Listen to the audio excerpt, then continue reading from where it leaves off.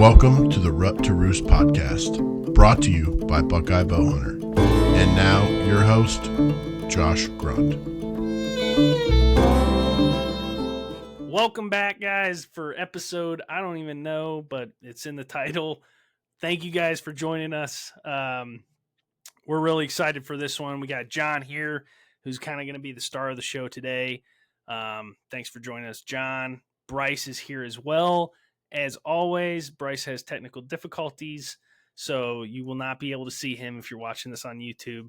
If you're listening to it, doesn't matter. So, we've just been kind of the last episode and the next few. We're just going to be kind of talking about our Rut-cations, kind of lessons learned, what we've taken away from it, what we want to do different, whatever, blah blah blah. Talk about some of the deer we killed. If you want to hear about the deer that I shot in early October, that's going to be the last episode, so make sure you give that one a listen. But we're going to talk about John's Rut-cation, how his vacation went, how his November went. What's up, John? Hey, man, living it.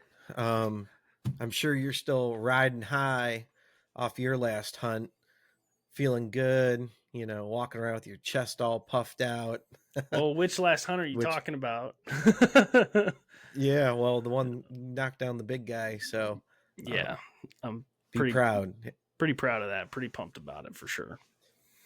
But yeah, no, for this year, I wanted to do things a little bit different. I had put in a couple of hunts early season. I know when you were out on that cold front, you had success. I went out on that cold front. Didn't have as much success as you, but we'll skip past that because it was uneventful.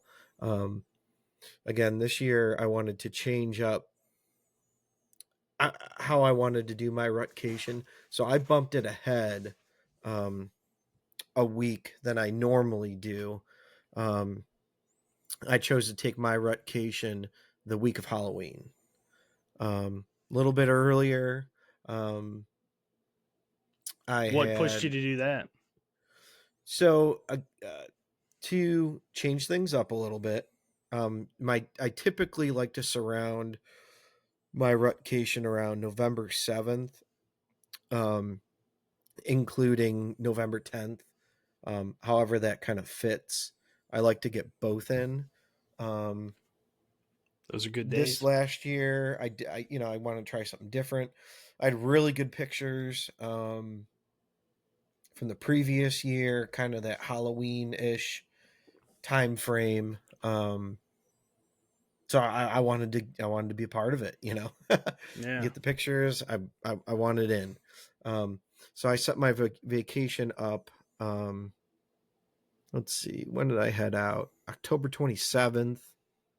Was that Friday? Yeah. And I went to November 5th. I know you had already punched your buck tag, so I had you come out to my property. We had a good time, out. Man. We had a blast. Yeah, so we wanted to do the same deal that we did on that early season doe hunt, where we had tracked her and found a nice crossing on a swamp. So I was gonna start my Rut-cation on that pinch point. Butted up against a swamp. We had a north wind. So we set up on the north side of a beaver dam with our wind blowing over water. And we went in there, found some sign. That was the goal. The tracks were beat down, fresh rub, found a good tree and hung. I don't think you're giving this spot enough credit, John. This spot was freaking dynamite, guys. Like, literally giant woodlots on either side, grassy, wet, submerged swamp with a big beaver dam, and it was like mostly dry except for this little creek at the the outlet of the beaver dam, and there were just a ton of crossings in there, and you could see what 500 yards in both directions, more than that. Oh, more us. than that. Yeah. Yeah. So you could see forever. For a rut setup and catching cruising bucks and being able to call to them, like this was a sweet, sweet spot, man. Yeah. So we set up. I think we had a little spike hang out around us for a little bit. Yep. And fast forward into it, we were just hanging out, eating lunch, enjoying ourselves. Hey, we're here, we're doing it, having a good time. And I caught movement across the swamp. So across the swamp, there's a ridge system. With, for Northeast Ohio, elevation changes are subtle at best, right? So maybe a 25-foot elevation change, which is pretty significant for that kind of area. But I saw movement, pulled the binoculars up, saw a doe running at pace, and this is probably, 4 o'clock, maybe 3:30, 4 o'clock. So it's relatively early in the day. And then I caught a flash of antlers. And it ended up being a really nice 8-pointer dogging this doe. And, they worked the opposite side of the swamp. Well, first, John, you got to tell them both of us forgot our damn binoculars that day. Oh, yeah. It was terrible. So, the worst day to forget them, by the way. But John sees this deer. He's like, hey, there's a big deer on the other side of the swamp. And I'm like, where? We're both like trying to see. He's like, oh, never mind. It's a doe. Oh, no, it is a big deer. It was like, like, because we couldn't see crap. Like, these deer 200-300 yards away, right? No, was it kind of too early to throw a grunt at them, or is that or why too far? So they were moving. So I guess to set up the day a little bit better, it was pouring rain in the morning, and we knew that, and that was kind of why we chose to kind of go in not in the dark, but kind of gray light. Well, one, because it was pouring rain and I really didn't want to walk in the middle of, the black of night getting drenched because it was a downpour, cats and dogs. So we waited till it lightened up and we ended up walking in. And of course, we both forgot our binoculars. But to answer your question, Bryce, it was like 3:34 and they were moving. Fast jog. But they ended up getting maybe 150 yards away and she kind of slowed up and he was, so dead staring at her. She moved her foot, he was, staring. Yeah. Where are you going? What are you doing? Hey, and we watched him, make a scrape just you could just tell he was frustrated. He was all over, making a scrape, rubbing in the branches, licking the branches, and everywhere she went, he was glued to her. So they worked their way into the swamp, into the taller grass. And it was exciting to watch. You could almost tell at one point there were other deer, and that's really all I can tell you because we didn't have binoculars to see that far. But you could tell the buck got himself in between that doe and the other deer. And, he was on display, man. He cocked his ears back. You could just tell he was in total protection mode of that doe. And we literally watched them the rest of the evening. Just 2 or 3 hours. 2 or 3 so hours. So if he's that fired up, why wouldn't you try and we did grunt at him? Oh, you did? Oh yeah, we grunted at him. We did multiple so at times. one point.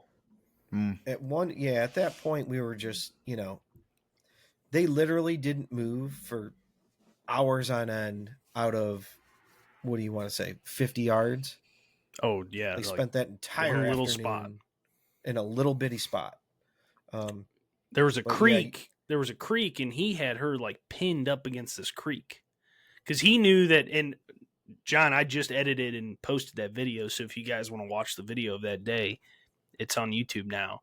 But when I went in and edited it, however you say that, I could see so much more, right? So like, okay, yeah. it was pretty obvious what he was doing. He was butting her up against that creek because he knew that was a barricade, and there were other bucks on the other side of that creek, and he knew she wouldn't cross that creek. Those bucks wouldn't cross that creek. So he had her like kind of on lock on one side, and all he had to do was protect her front, right? Which is kind of a strategic move. He pushed her in there for a reason, I believe, or she drug him in there, or one or the other. But yeah, just the coolest experience, man. Watching, he might have been a 3-year-old, but a mature buck tend to doe for hours, fighting off other bucks, running off other bucks, and just giving off the rapiest vibes you've ever seen. Like, just wouldn't take his eyes off of her, man. I felt bad for her. Yep. But it was pretty cool. It was an experience for sure. Yeah. But yeah, we ended up trying to grunt, and you could tell he acknowledged it and heard it. But there was no way he was coming off her. He was glued to her. I ended up setting up a cell camera on that crossing that evening. So to kind of, wrap it up, we watched them until dark, and then they ended up making their way off, and we ended up hanging a camera, on that crossing just to, see who's in there, see who's crossing. And we got out of there and headed back to camp, and we get back to camp, and bing, my phone goes off, and guess who was down in there? That buck. He came down and checked it out. Yep. It was wild. Not even 40 minutes after dark, he was there. We got out quick and quiet. Damn. And he came down there because we were grunting at him. Oh yeah, and absolutely. As soon as he lost that doe, like somehow he lost that doe, he was like, well, I'll go get another one. I'll go down there and take it from him, or whatever. Yep. And literally it was the same buck. And I got pictures and video of him. So that concluded day 1. And then day 2, same wind. So we went right back in there. Why not? Get back in there. And sat the entire day. And it was a relatively uneventful morning.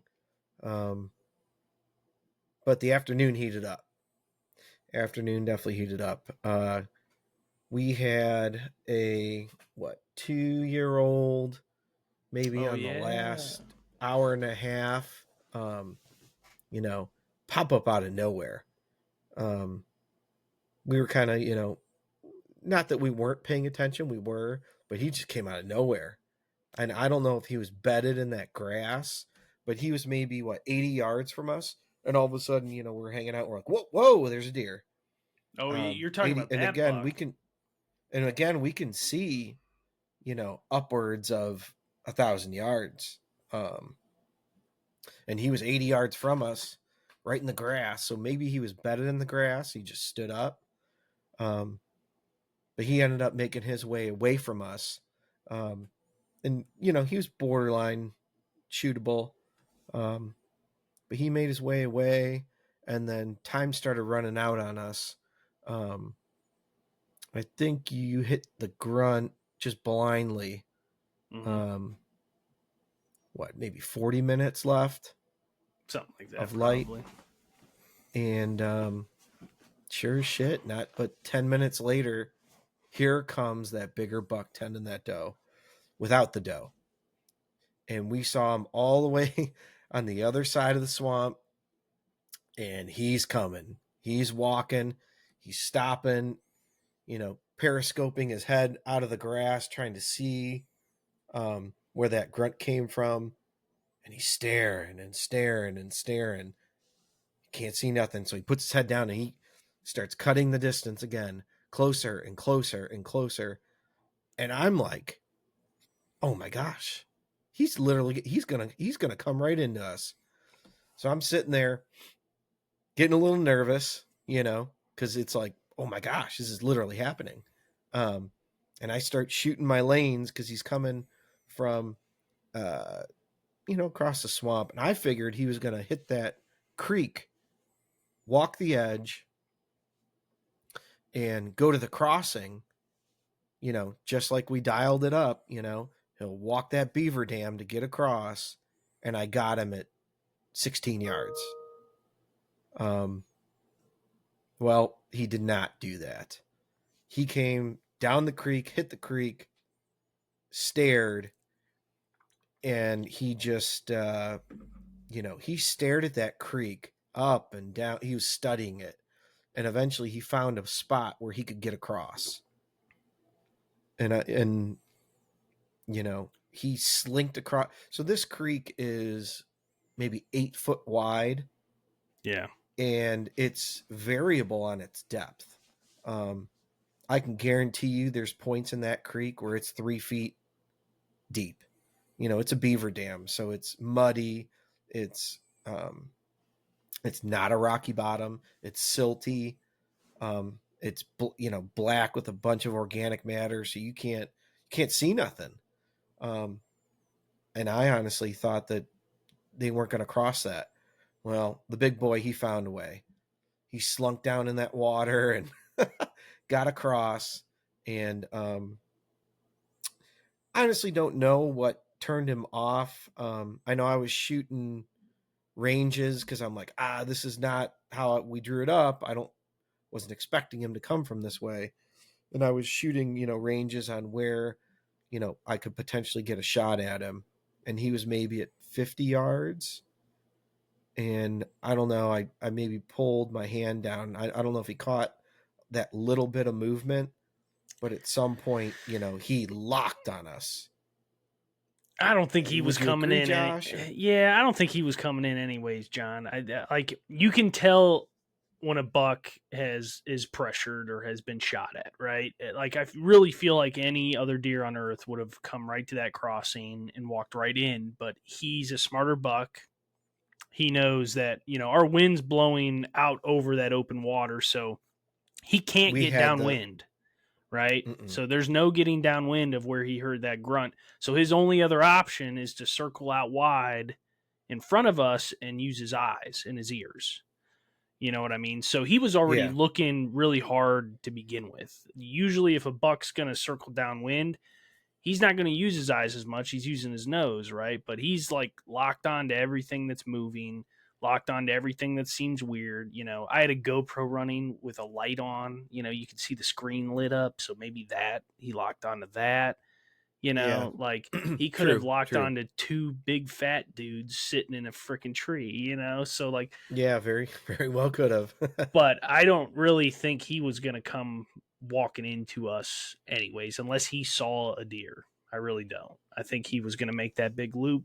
Now, maybe he would have looped around us further and got downwind of us at that point. But, I think if he didn't see or smell a deer or anything to give him some sort of, reason to come in the last 15, 20 yards, it's like he knew. It's like he knew your range, man. Yeah, seriously. Right.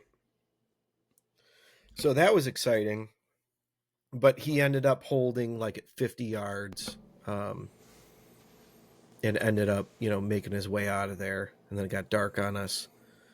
So that was day 2. So 2 eventful days. We're in it, and I think you had to head out, Josh.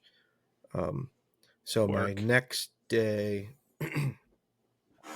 was Monday. I believe that was Monday, the day before Halloween. Yes. Yeah. Monday before Halloween. Was Halloween on a Tuesday? Yes, it was. So, yeah, that would have been Monday. Because I was there Saturday and Sunday. And I left Monday morning because I had that meeting at like 11 o'clock. Yeah, that's right. That sucked. Waking up at 5 a.m. and driving 2 hours home. That was terrible. But I'm trying to remember what I did that Monday. Yeah, this is going to be tough, guys. This is why we got to get these podcasts done so we don't forget about everything we did. Yeah. So, honestly, Monday,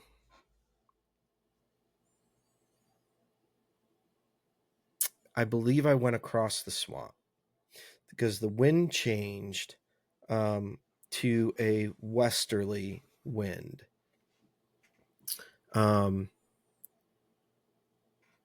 And I want to say I got across the swamp where I had so the swamp runs north to south. So my transitions are, north and south. So on a westerly wind, if I get across the swamp from east to west, I'm going to be walking with the wind into my face. So I had already a couple of permanent stands over there. And I ended up heading over there and literally I cross the swamp, I hug the edge and go maybe 40 yards and I'm in a stand with my wind blowing back into the swamp. So it's very non-invasive. And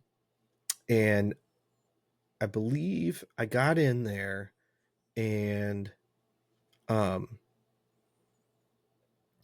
noticed fresh scrapes. And when I say fresh, I mean fresh dirt, and they stunk. Like I just walked in and I'm like, oh, whoa, stung my nose. They were that fresh. Like tarsal glands. Like tarsal gland and buck urine. Just, it was raunchy in there. And I went and I sat,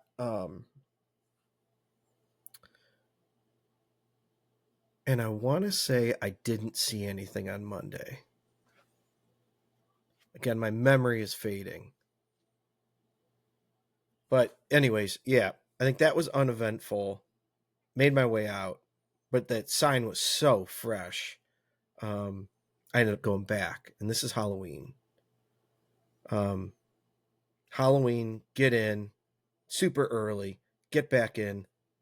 It still stinks to high heaven. Get up in that same exact stand. It becomes light.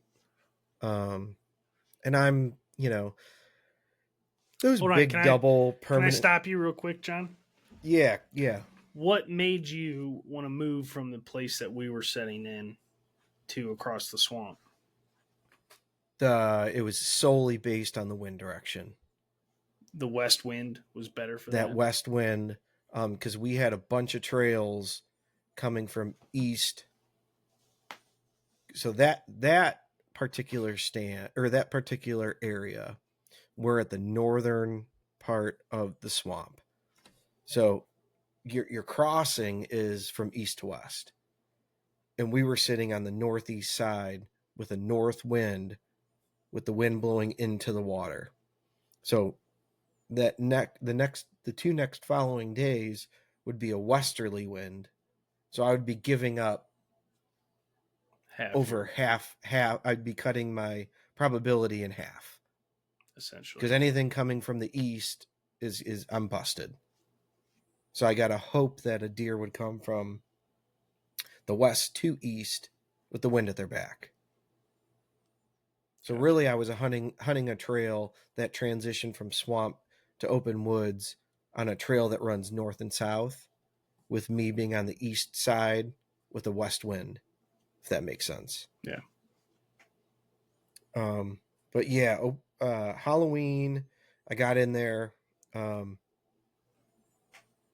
that double stand, man, I get so comfortable. I had a foam seat. I was kicking back, relaxing, comfortable. It's cold. A lot different than them lone wolves. Oh man, on the climbers, you're stuck. You got to sit still, or you stand. On them big permanent I mean, I was kicked back. I was relaxing. I was probably moving too much, and a group of does ended up burning me. They saw me. They blew hard, and I'm like, oh no. I got lazy. This is I got early. lazy. I was getting comfortable. What's that? This is early. Yes, this is maybe 7:30 in the morning, so half an hour into light. Ooh, that kills it, man. Yeah, I'm like, oh my goodness, oh no. But maybe half an hour later, I'm sitting there, kicking myself for being lazy and moving too much, not taking that first hour ultra seriously. And I look to my right, which is to the north, and I see this maybe 15, 20 foot tree that's maybe 3 inches in diameter, shaking and swaying and you're just going nuts. And I'm like, whoa, what's going on? Pull up my binoculars and look, and there's a hammer just tearing this tree up. Oh. And this is maybe 60 yards away from me, just raking it. And I'm like, oh my God, this is amazing. I look up my binoculars. I'm like, oh, shooter all day, baby.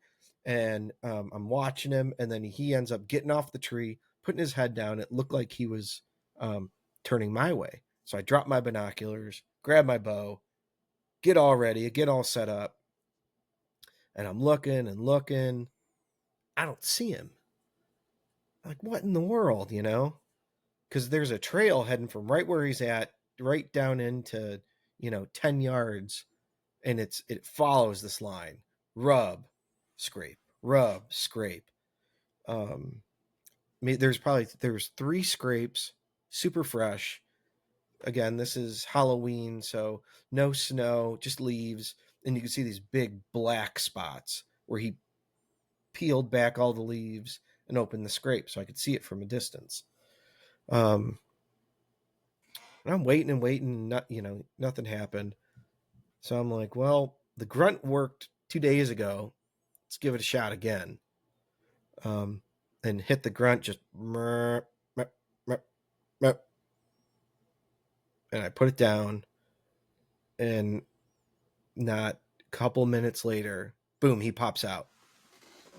And he just starts beelining it right at me. And I'm like, what is going on? Pull up my rangefinder, shoot my shot 24 yards right on the trail. He's just walking, head up. He'll stop and look, and then kept walking. Grab my bow, put my release on. He gets behind 3 trees. I draw back. He gets right in that. I've got like maybe a 5-foot window at 24 yards. He walks right into it, and I go, meh. And he just keeps going. Keeps walking. He walks maybe 25 more yards, mind you, at an angle. So he ends up making it to like 13, 14 yards. And I'm still fully drawn. And I just rotate down on him. And, I just put it on the sweet spot and fling, let it go. And I didn't hear nothing.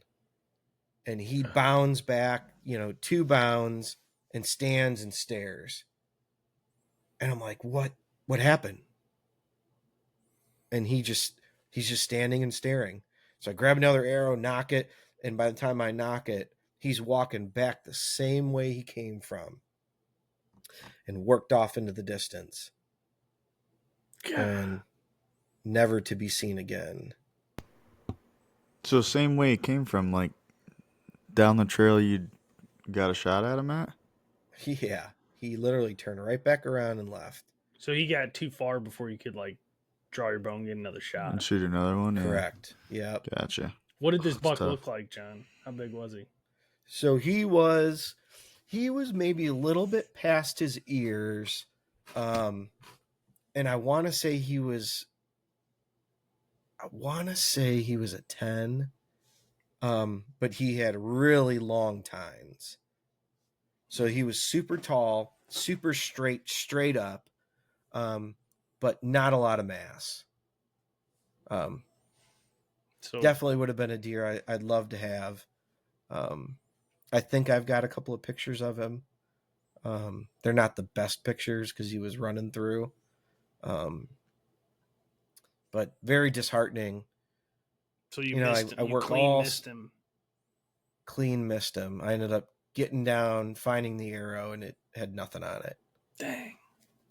I work all summer, shoot my bow like crazy. And, I blacked out a little bit.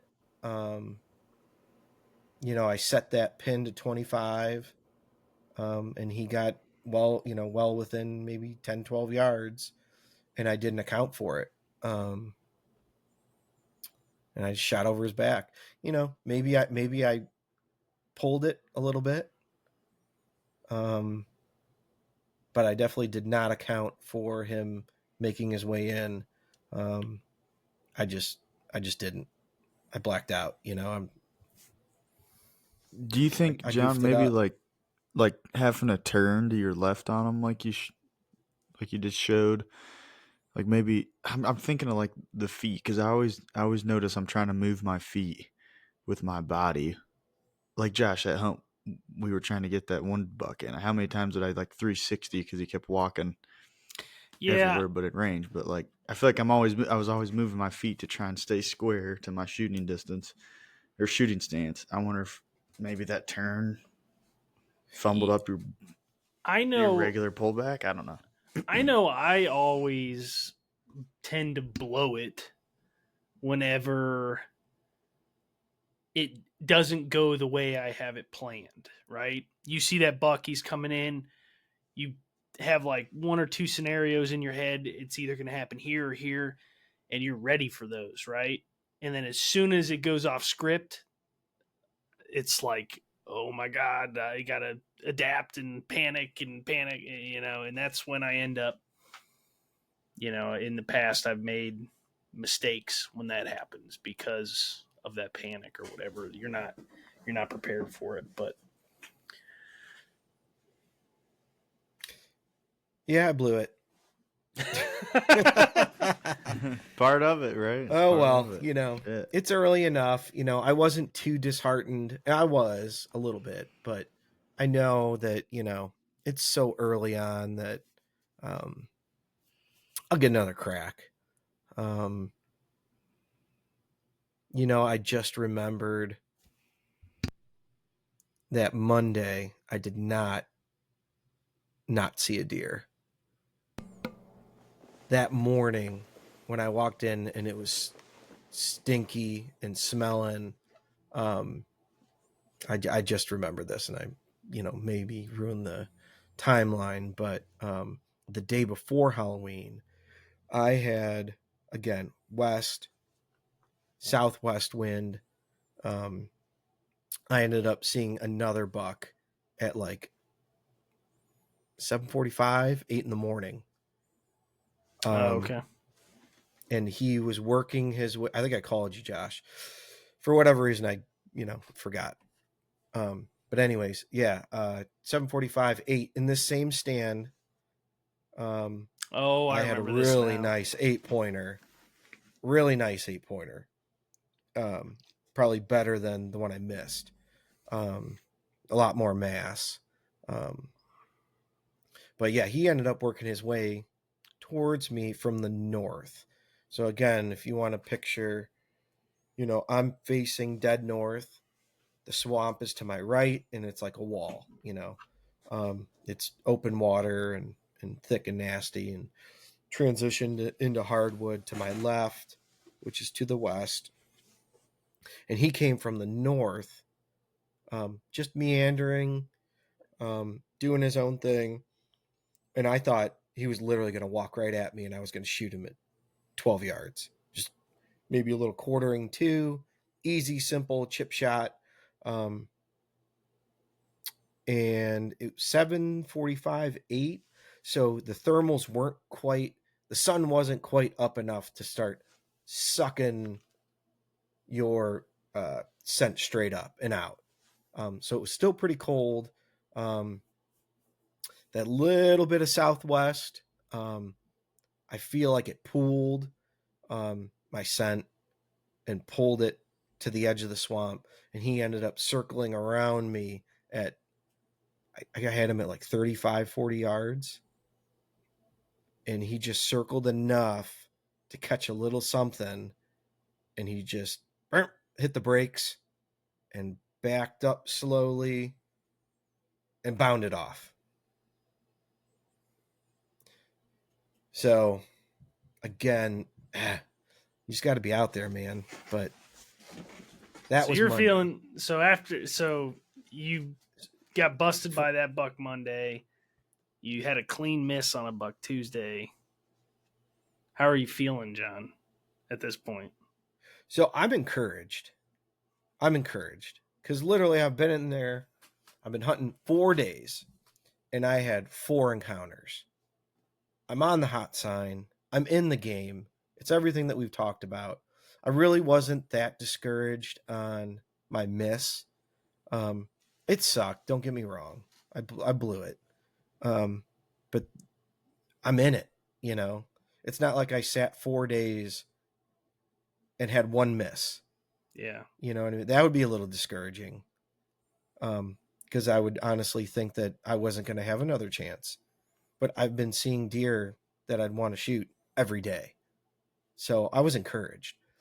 Yeah, I couldn't trick or treat with my kids and get back out there fast enough. But I ended up going home. Would Rick mind if you talked about, you got to kind of talk about his experience, right? Sure. Yeah. No, it leads into my next couple of days. So I'm hunting with one of my really good college buddies' dads. And he's now my friend as well. So he was hunting out there as well. Great with guy, me. By the way. Great guy. Yeah, he's fantastic. He's a late onset deer hunter. So I don't know, maybe 5, 6, 7 years ago, I was hunting with my friend, my college buddy, and he worked with his dad, you know, doing construction. And, you know, this was before kids and just getting married. And I was doing a lot of hunting then. And I'd bring him along because he was in the same boat as me. And he, you know, we were having a great time. We're talking about shooting deer and then going turkey hunting and then, you know, duck hunting and having all these fun adventures. And he would go and tell his dad all these stories. And he's like, well, you know, I'd love to get out, you know. And I, well, come on out. You know, I knew him and I knew he was a great guy. So invited him out and, you know, he's in his 60s and it was fun teaching someone older than me, you know, the ropes. Because he grew up, I know in Ohio, you know, back in the day, it was heavily rabbit, pheasant, duck. Nobody really hunted deer because the population really just wasn't that high. But long story short with him, he's, you know, now he's a good deer hunter now. He takes it very seriously. He's got a crossbow. He's done very well. So let's see, I come back from Halloween and it's again a westerly wind. So I'm like, I'm going right back into that stand. I'm going to keep putting myself in a good position. One of these bucks are going to slip up. Well, the same day you missed that buck. Oh, that's right. Rick. That's had right. experience. Halloween That's why I brought morning. him up. You're right. Halloween morning. Thanks for correcting me, Josh. My memory isn't the best. I remember those phone calls. So yeah, I called Josh and, you know, told him my story of how I missed, and I ended up texting Rick, the guy that I was hunting with. Like, oh man, I blew it. on a nice buck. And he texted me back and he's like, I blew a deer of a lifetime. I go, what? So I ended up just calling him. I go, what are you talking about? He's like, John, this thing was mad. It was huge. He's like struggling to put together words. He's overly flustered. He's like, it was beautiful. It was a dream deer. I go, what happened? Would you know? He's like, so he's got a crossbow, and he's like, I watched him for 15 minutes, and I was trying to get the perfect shot, and and he ended up having a frontal shot, and he didn't want to take that frontal shot at like 22 yards, just for the ethics of he didn't want to wound that deer. So he waited till it turned broadside. Well, the deer ended up turning broadside, and he ended up, he wanted to brace that crossbow and have a really steady, clean shot. Well, he ended up shifting his hand over a little bit too far, and when he released the arrow, the cam just nicked the tree and kind of blew his bow up a little bit, and he totally whiffed on that deer. So he was pretty heartbroken on that. That's a rough morning, man. We did not do very well. That's what I Halloween, said. man. I was like, man, I left and you guys just fall apart. What are you guys doing up there? I was like, come on. No doubt. No, but I can't imagine. Yeah, so I gave him some words of encouragement, and I even told him to call you, Josh. And I know you guys talked for a while, and he was really bent out of shape. But I just encouraged him, go get out of the woods, go get your bow fixed, and get your butt back in here. Get your butt back in here. That's one thing I've really noticed already throughout this year and some of last year, but hunting on your own sometimes, like that little extra push goes a really long way, especially after you whiff on a big deer. I mean, yeah, good for you, John, for helping them out that way, because that's awesome, man. It gets tough all on your lonesome. You could have easily been like, go home, leave all the deer for me. Or take the day off or something. Yeah, I mean, well, you need to be resilient. And it's hard when you mess up on a really nice deer. And he had to, put in some work to go get it fixed. But he ended up getting it fixed, and let's see, that was Halloween. Yeah, he ended up actually killing a really nice deer before the end of the week. So the next after Halloween, we headed back. I went back to my spot that I was at. And this would have been Wednesday or Thursday. And I went back to my spot. Rick got his bow fixed, and came back out. I ended up having an uneventful morning, but a cell cam went off, and back across the swamp, away from where I was at, more towards where our cabin's at, one of the cameras go off, and it's a big buck. And I ended up sending the picture over to Rick, and he goes, "That's him. That's our guy. That's the one I missed." What do you know? Like, no way. With a doe.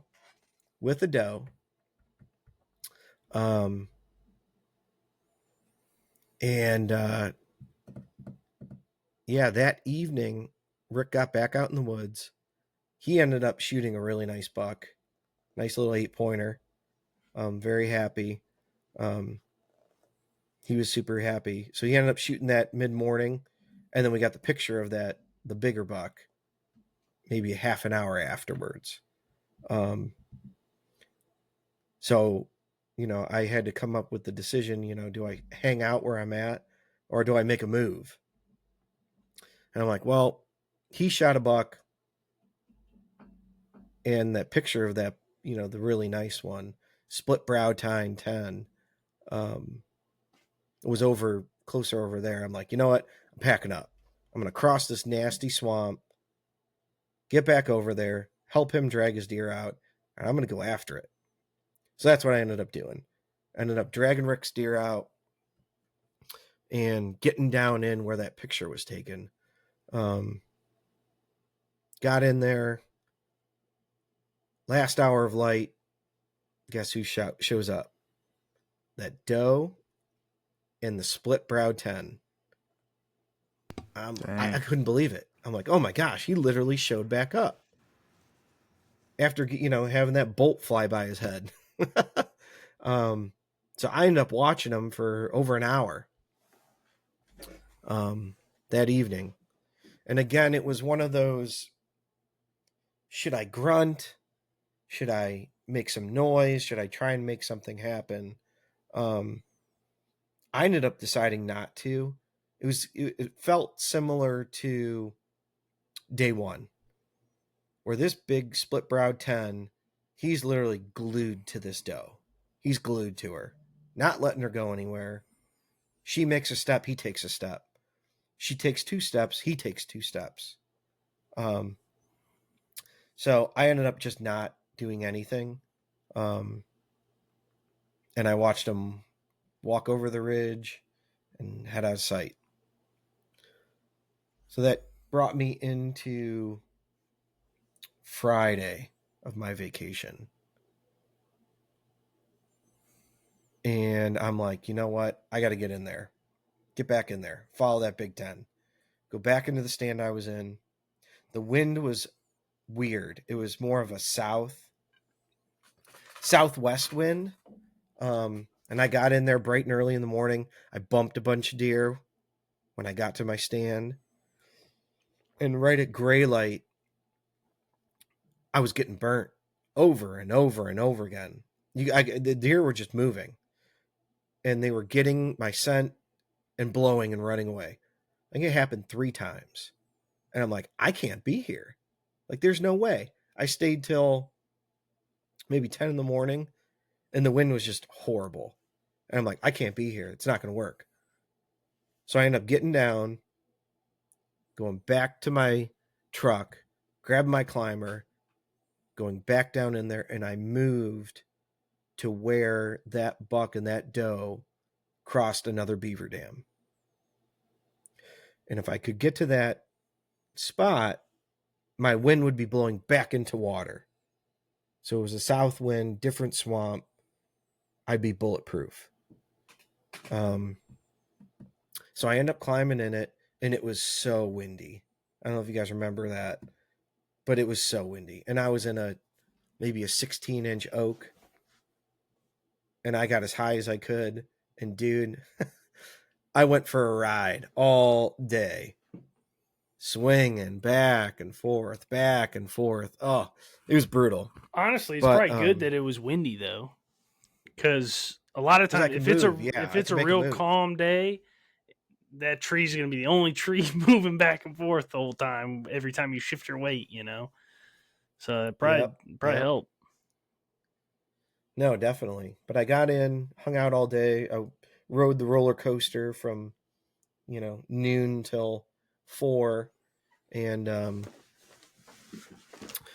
would you believe it? 4 o'clock, I see antlers down in this thick section right in front of me. And I go, all right, here we go. Back in the game. Pull my binoculars up, and I see split brow tines. I'm like, oh my gosh, it's him. It's literally him. He's back. And get my bow. And again, so I moved to a spot that I've never hung in. And I couldn't trim any lanes. I just jumped in it because it was a good spot. I had 17 yards to that beaver dam crossing. And wouldn't you know, that big bastard walks out of that thicket and walks right up to the beaver dam like I planned, turns broadside, I'm drawn, good to go. Let the arrow go and flap. And it's not what I wanted. I ended up, I think it deflected off a branch and I stuck him right in his neck. And I'm like, oh my God, how can this happen again? Like the bad luck. Let me back up real quick, John. What was Yeah. he bedded right there? Or did you see him walking? Did you see him get up? I just saw him walking, so I did not see him stand up. But it was like at 4:00. But he lost his doe. No doe. Lost his doe. So, man, that's a bummer. But I'm acting like I didn't know the end of the story here. But, Yeah.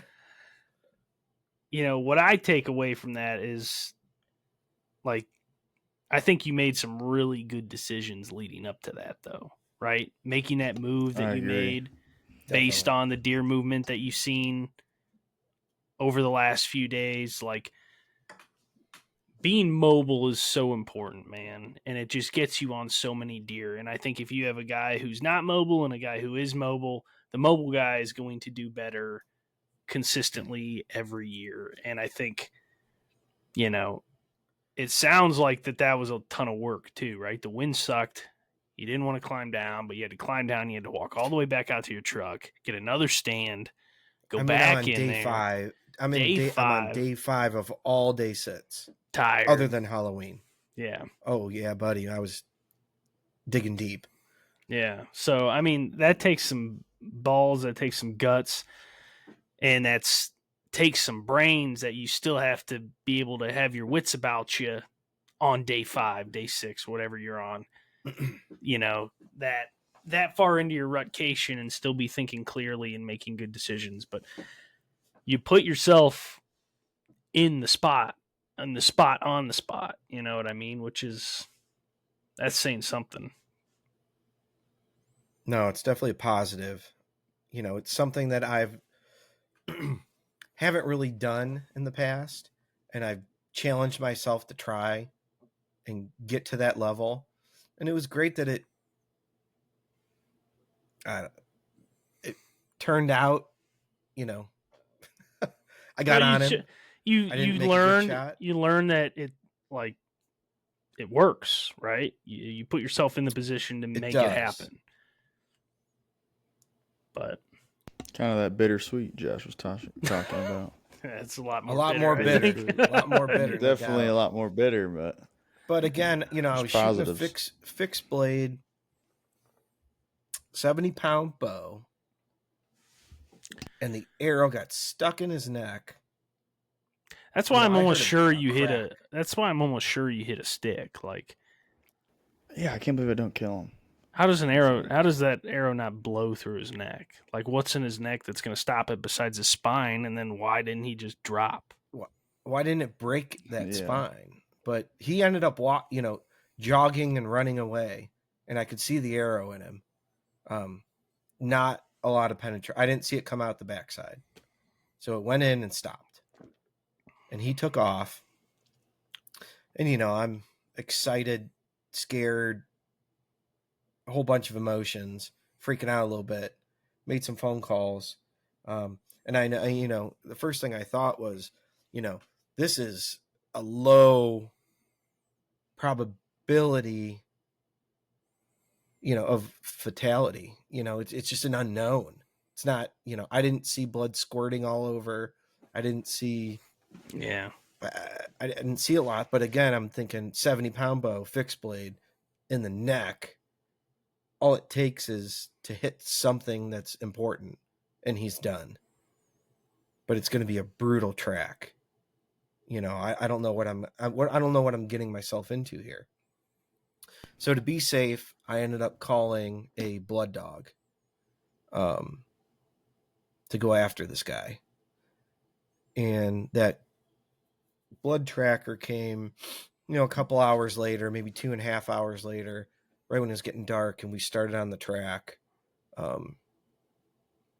Just for everybody, I love dogs, and I love working with dogs, and I love hunting with dogs, and it wasn't anything for me to call him and be like, "Hey, come on,"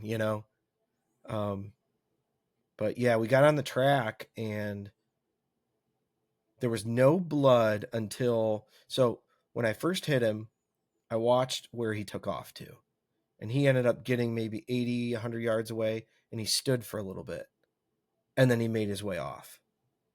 So there was no blood until we got to that point where he was standing still. And once we got to that point, there was blood, and there was a lot of blood. And the first maybe 100 yards, there was significant blood.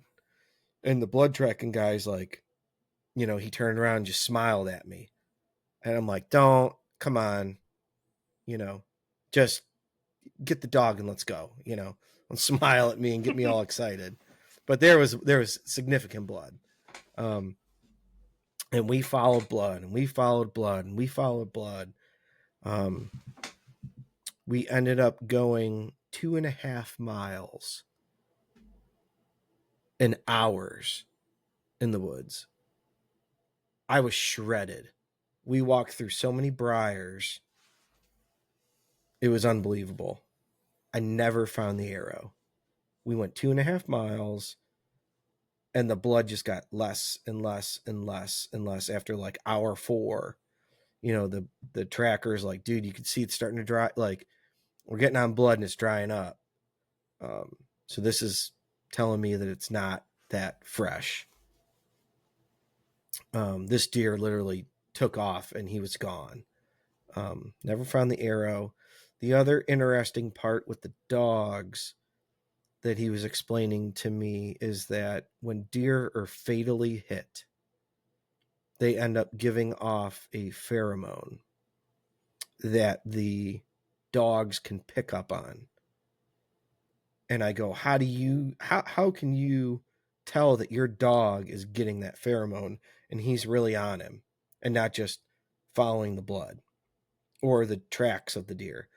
He said, the dog will give a cue. So the cue for his dog was his dog doesn't bark. It doesn't make noise. He goes, the cue I get is that he'll whimper, and he gets excited when he gets that pheromone. So he'll almost, you could hear him like whimper and get excited. Yeah. And you could tell like he picks up the pace and he's got like a real pep in his step versus nose to the ground, working the ground, working the track, working it. He'll like get it and then he'll get a lot of it. And then he can't control himself because he's like, oh, we're going to get him. He's dead. We're going to get him. And he'll like whimper and get on it and go. And he goes, I'm sorry, sir, but he's not doing that. So that's telling me that this deer is not fatally hit, and he's, we're not going to find him. He doesn't think the dog thinks he's going to find it. Correct. The dog is just, following the trail, getting a little blood. Okay, we're still good. But we ended up running out of blood. And the dog just, the dog had been success. I think ours was the 8th track of the year for that dog. And he got 7 out of 8 of them. And, obviously the other one, I don't think they were finding that one either. It survived.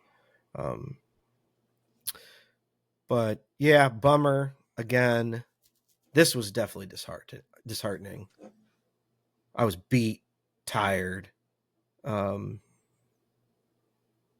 ended up texting a couple of the neighbors, told them the story, sent them the picture of the buck, and I just asked, if you guys get pictures, please let me know, just to give me closure that he's not still out there. And wouldn't you know, a day later, one of the neighbors got a picture of him. No arrow, on a doe, living life. What a tough son of a bitch. Unbelievable. Like, this is what I can't picture here, John, is when you guys found all that blood, where the hell in the neck is that blood coming from other than the jugular? Like, if you're finding that much, it can't just be all muscle tissue blood, can it? That Well, just it had to have baffles been. me. Yeah. Baffles me. He was just so rutted up and just Pumping like crazy. solid, thick Yeah. neck.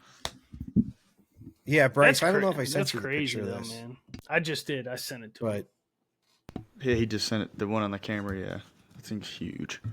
he was a hammer. That's a Mhm. hammer. For sure. But Like they're just like like such tough animals, man. Like you get an arrow in your neck, are you gonna be bugging your wife for relations? Like I doubt it. You know what I The mean? next Like day. yeah, like it's just it's unbelievable to me, man. They're just Well, such. I tough sure as hell ain't animals. gonna sit in a bean field and breathe for 25 minutes on one lung either. Yeah, I know, right? They're just tough. yeah. But I ended up going back the next day and trying to pick up where I lost blood, just in case, maybe I find the arrow and all of a sudden he opens up. I don't know. But I put in hours the next day, nothing. This was before And the again, picture, right?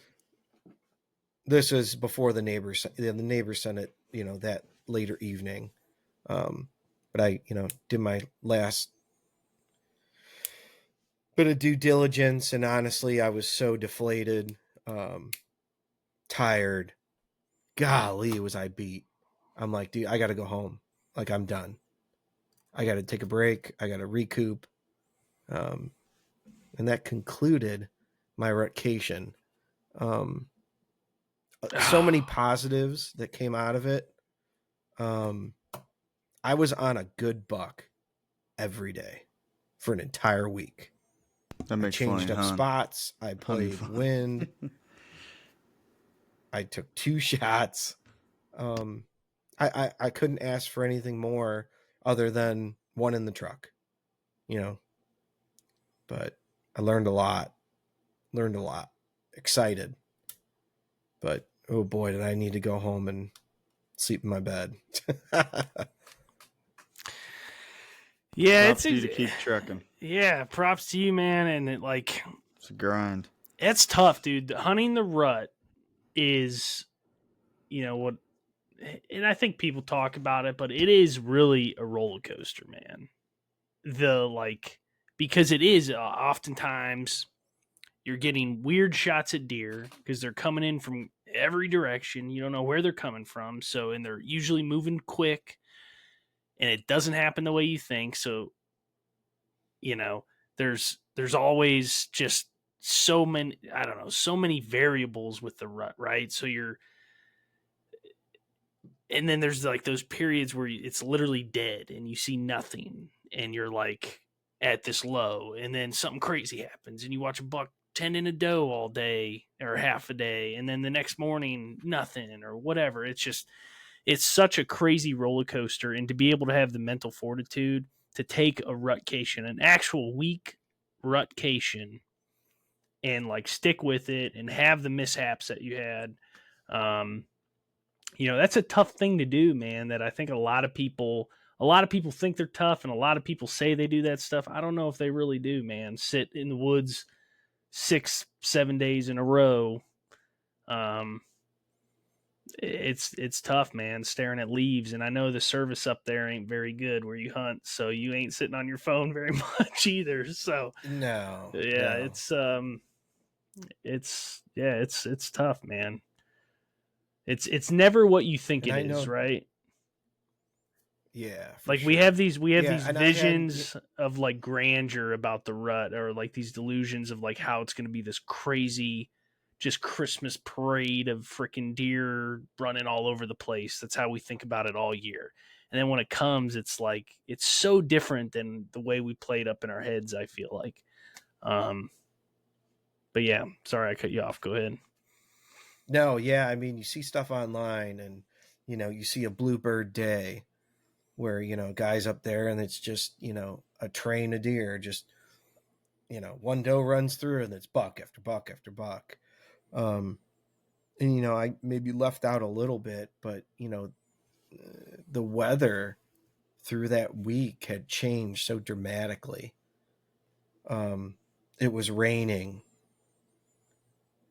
and then it dropped, and it ended up snowing on me for 2 days. And it wasn't the nice, fluffy 20-degree snow. It was, 32-degree, big old snowflakes. Wet. I got drenched 2 days. And I froze my ass off. I was freezing. It was so cold. Just because I got wet. So yeah, just sitting, you think about sitting, what do you sit? Was it 60 and a little breezy for 5 days? It was not, I maybe had one day like that. Yeah. But no, I appreciate that you guys can appreciate the challenge. Dude, I know how tough week was. If we get into my Rut-cation, trust me, man, I know how tough that is. And I'm not questioning you. Yeah. John, I know how hard you work, and I know how much you practice. And I say this probably every freaking podcast, but like, I have been there. I have had those seasons where I missed 3 bucks and shot one and never found it. And you're just like, why do I even do this, man? Like, this is, and I think a lot of people quit when they run into stuff like that. So the fact that that happens, and like me and John, we're going hunting in the morning. You're still hungry. You're like, dude, we got to go. We got to get out there. Like, that's awesome. That's awesome to me. So I'm just really happy to have you guys as hunting buddies and stuff, because, playing off each other and having the same attitude about everything and being able to take those punches and, fucking swallow them up and keep going, man. That's the way to be. So all helps us learn off each other, right? Exactly, man. And pump each other up and keep each other in it. Yeah, exactly. Mm-hmm. But, well, John, we're at just over an hour. You want to add anything else, or we'll wrap this one up? And no, let's wrap it up, and we'll get another one out there and see what happened with Bryce, and everybody stay resilient. That'll be my closing comments. A lot of time Don't left. Get down. Right? A lot of time left still. We're doing this on November 21st. Yeah. Oh, yeah, for sure, man. But, thank you guys for listening. Really appreciate you joining in, listening to John's story about his Rut-cation. Again, like I said, if you wanted to hear about the buck I killed in October, check out the last podcast. We'll be coming out with another one here shortly, talking about Bryce's Rut-cation. And at some point, we'll get to my Rut-cation. But in the meantime, good luck out there. Everybody stay safe, and we'll see you on the next one. Thanks, guys.